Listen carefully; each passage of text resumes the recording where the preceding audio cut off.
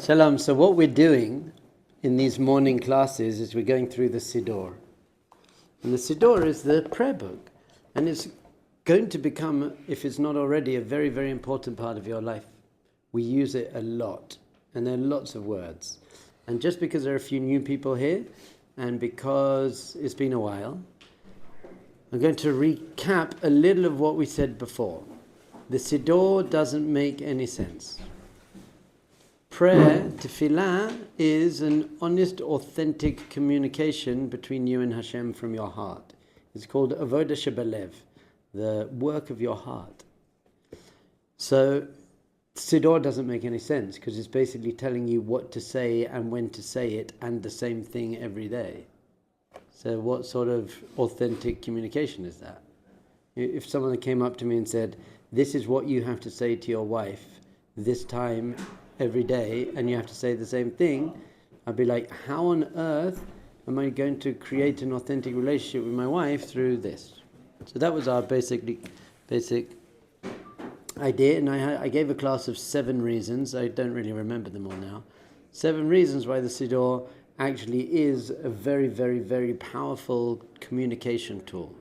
One of them was because it's actually taking us through the 4 levels of consciousness: physical, emotional, mental, and spiritual.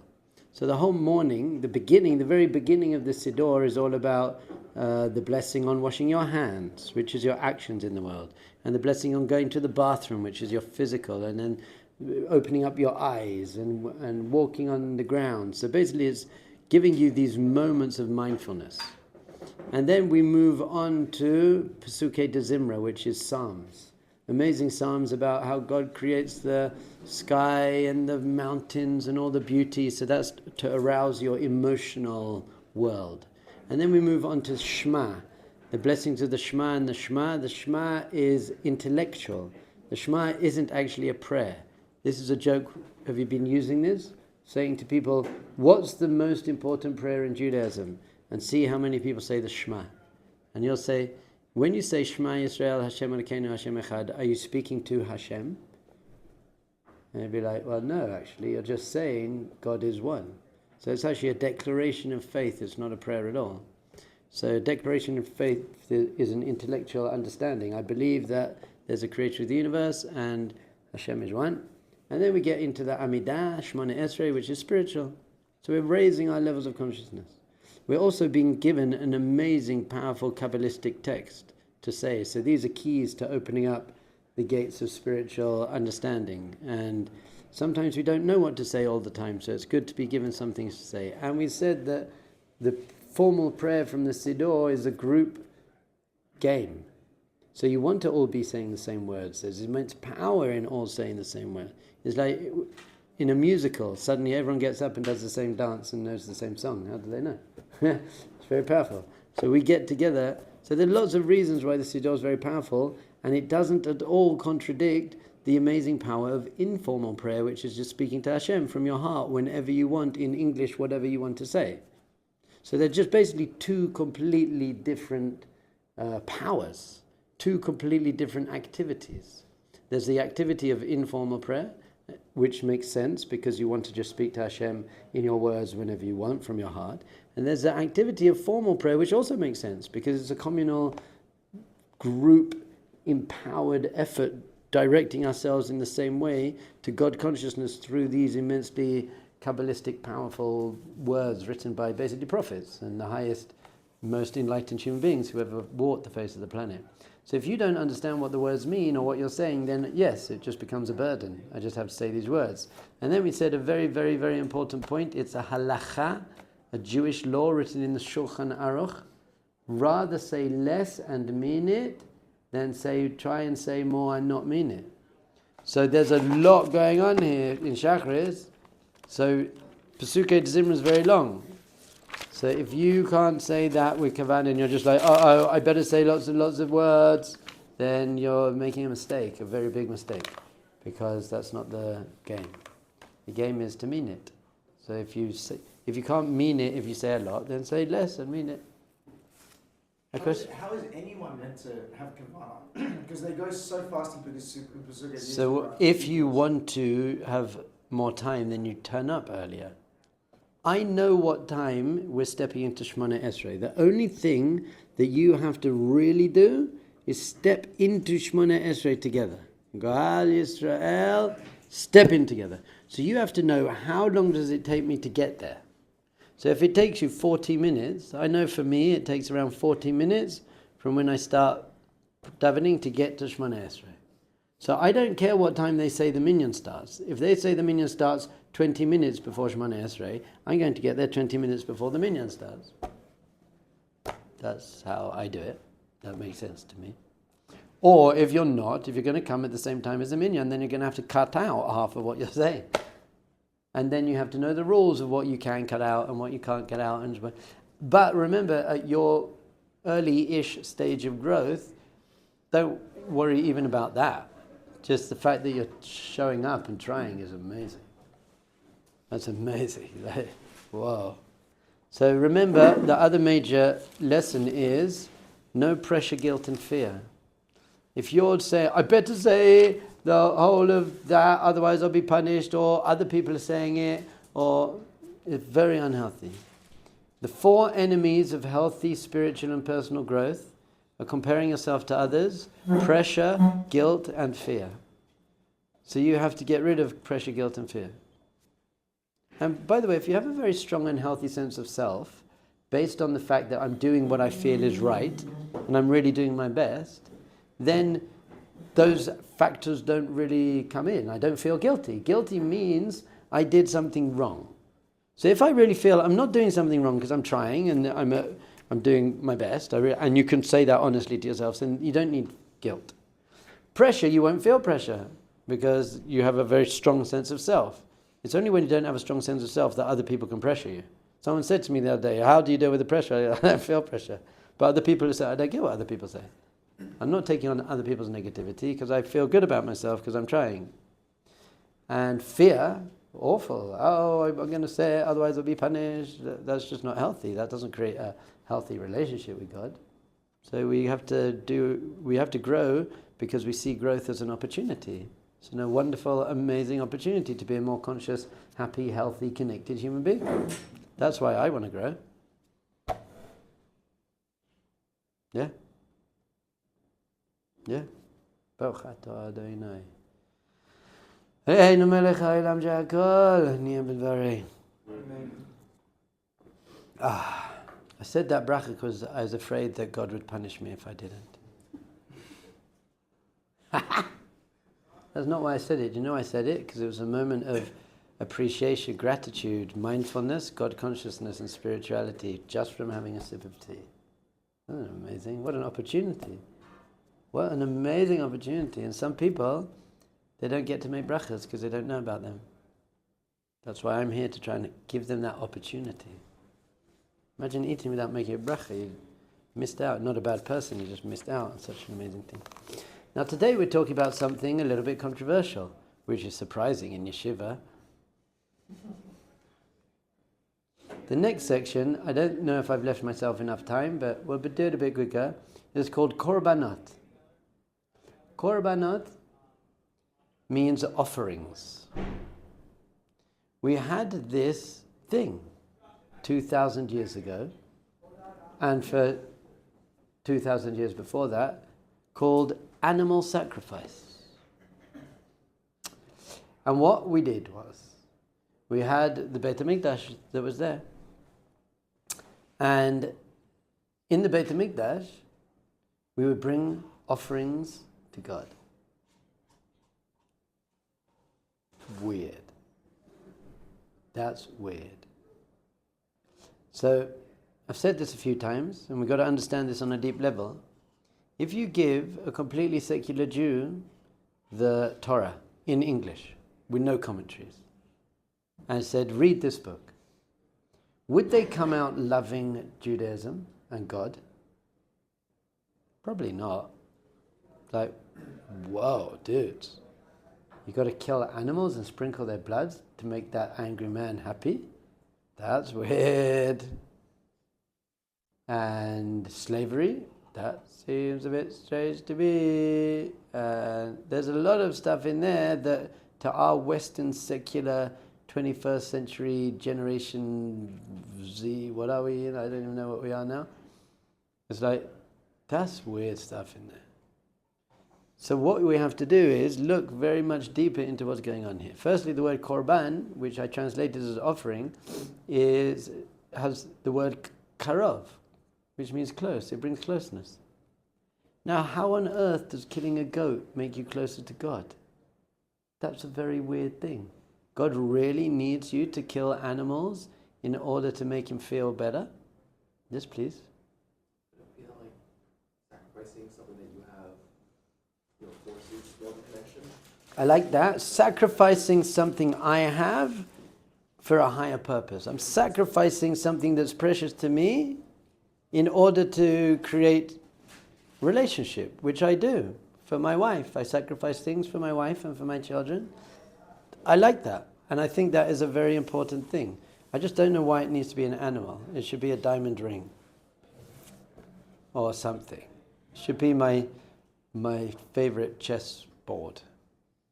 An animal is a bit weird. But yes, there's definitely the idea of my possessions are not really mine. Hashem gave them to me. But B, if they are mine, the best thing I can do with them is use them to come closer to God.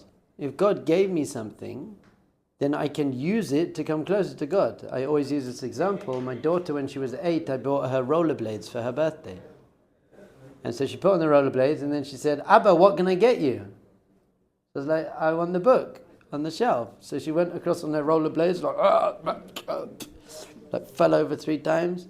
And she got me the book, came back, and I was like, that's amazing. She just used what I gave her to serve me and create a relationship. That's great.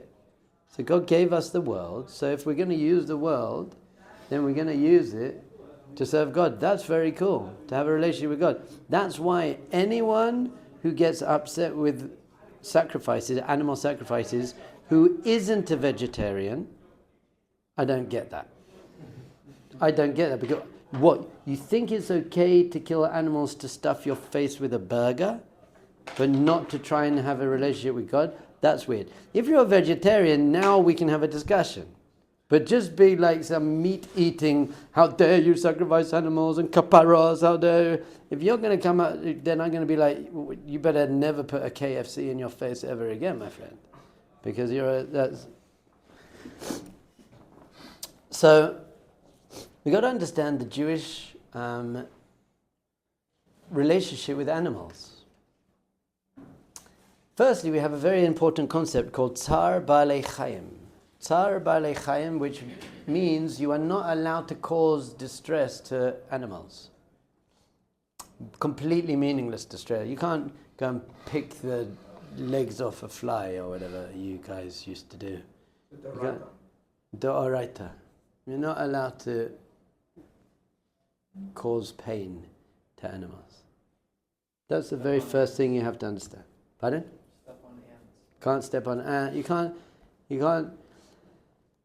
can't cause pain. Not only that, but the Talmud in Pesachim 49a or b, I believe, says that a boar, a simple person, is not allowed to eat meat. Not allowed to eat meat. A simpleton. Someone who doesn't understand, not allowed to eat meat. It's asur, forbidden to eat meat. So we got a very, very conscious relationship with meat. Now, this is how it works, basically. Well, maybe, but I don't know how you'd be able to define. You'd have to define boar. I don't think it's halakha l'maaseh, because look at everyone stuffing their faces with the eat all you like. They're definitely a boar. Anyone who would go to an eat all you like, eat what you can, whatever you guys call it, eat all you can eat, is mamish an animal themselves. They deserve to be sacrificed, that person. I'll burn them on the altar to the Lord. I ever see you guys in an all-you-can-eat restaurant, I'm going to all-you-can-eat you, mate. Anyway, that's a different rant. Because you know when you go to an all-you-can-eat restaurant, you're going to eat more than you should. That's stupid. And then pay for it. You're just an idiot. You paid to do something that's bad for you. Why would you do that? Tastes nice. You idiot. Anyway. So we know that there are 4 levels of reality. 4 levels in this world.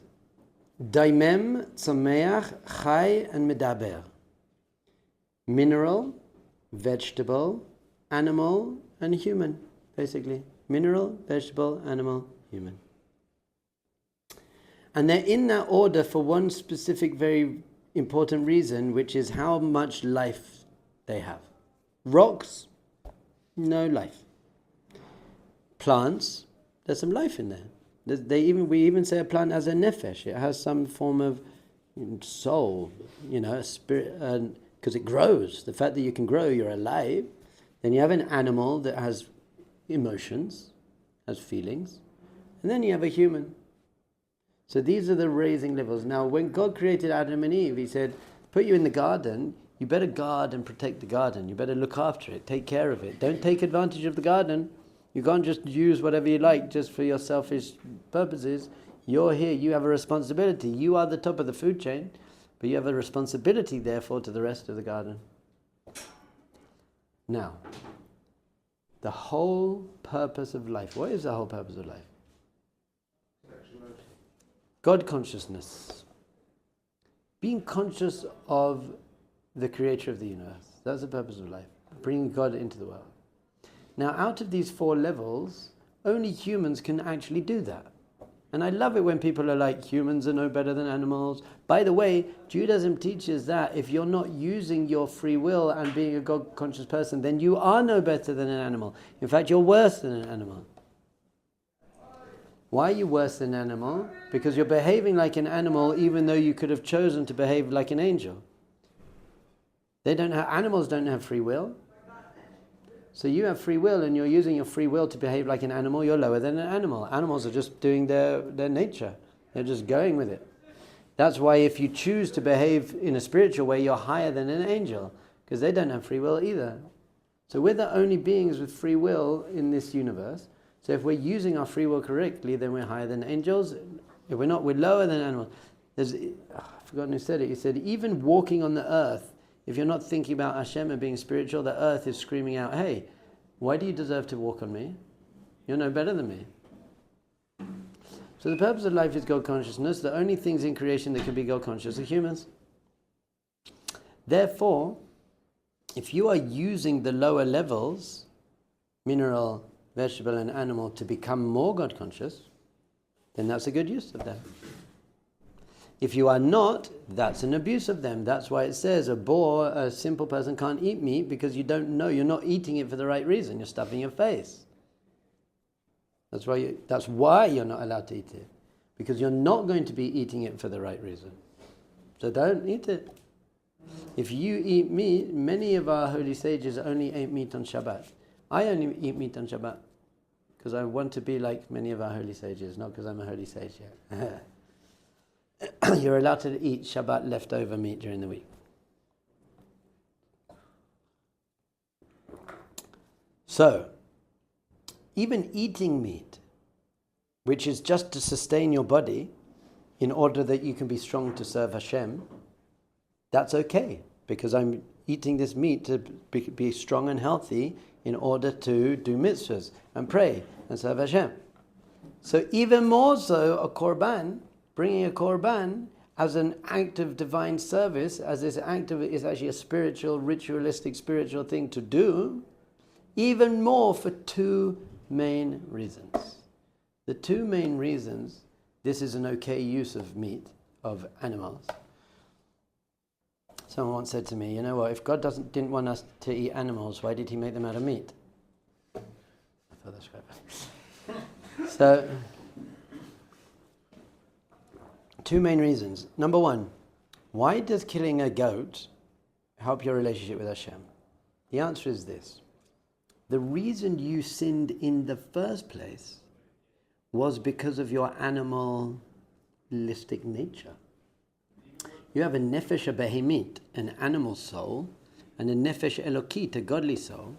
And every time you do a sin, you've basically acted through your animal soul. You've been an animal. And therefore, you deserve to be sacrificed. You sacrifice yourself. Now, we don't want you to die. So what we say is, you can take an animal of your own that represents your animal soul, and then you can bring that up to be sacrificed. But the experience of bringing it up, have you ever been to that 3D thing about going to the temple? Anyway, the experience was you got Levi'im playing this music, and you have the incense, and it's a very cathartic experience. You're going up there and you feel like you yourself are going up to be sacrificed, and you rest your head on the animal. It's not just like, okay, there you go, mate, kill it. It's meant to be a whole psychedelic experience. Some people like to say that there was DMT in the Ketores, in the incense. You can say that, but be standing on the Temple Mount was a crazy experience, and you literally came and you felt like you were now sacrificing. You deserved, and you have to watch it, by the way, because you deserve that to happen to you. Hi, you can sit on the table at the back, and I'll sacrifice you later. On the table. Yeah, because there are no chairs behind it. Cathartic experience. So now, hopefully, that will make you realize, hold on, I've been acting in a very low conscious, animalistic way, and I'm uprooting that part of my being, and that is what then brings you close to God. Killing animals doesn't bring you close to God. Killing the animal within you, which is blocking your soul's natural connection to God, that does bring you close to God. So it's just an external representation of an internal process of consciousness happening. That's what's basically going on. The other majorly important thing to understand is, once you use something for a mitzvah, it becomes holy. So for example, the leftover wicks and oil from your Chanukiah last week, what did you do with them? Actually, probably don't tell me. You're not meant to throw them away. You're meant to have a glass jar next to your Chanukiah, and every night you put the leftover wicks and oils in that, and then you basically keep that, and then you burn it with your chametz on Pesach. That's the idea. Why? Because that oil and wick has now become holy because it got used for a mitzvah. So the Kabbalistic masters teach that an animal that walks around eating grass all day and basically not doing anything, that's okay. But an animal that is used as part of a mitzvah, like your tefillin are now holy, anything that's used for a mitzvah, it becomes holy. So the animal itself gained a higher level of holiness, because you basically lifted it up a level. That's why a simple person is not allowed to eat meat, because you're not doing that. You're not helping the animal by eating it. If you can eat meat with the right consciousness and do a sacrifice with the right consciousness, you're helping the animal. But if you're not, and therefore you're not allowed to use it. In fact, you're not even allowed to eat vegetables either. Who says you can take from God's world not to serve God? So you just have to starve, which you probably deserve to do. Because if you're not really God conscious, you're not really alive. If you're not spiritually alive, you're not really alive. So you might as well you can eat some salt. Maybe, well, not even that. That's God's. Who says you can touch anything in the universe? So this is what it's saying. So it's saying nowadays we don't have the temple, we can't do this avoda, but a conscious reading of the verses from the Torah that teaches about us, but we have to use our koach hadimyon, our power of imagination, to imagine literally bringing ourselves up as a sacrifice. I'm bringing not ourselves, our animal nature. So you should sit there and feel, I'm stripping away my lowly animal nature in order to come closer to God through my soul. Did you have a question?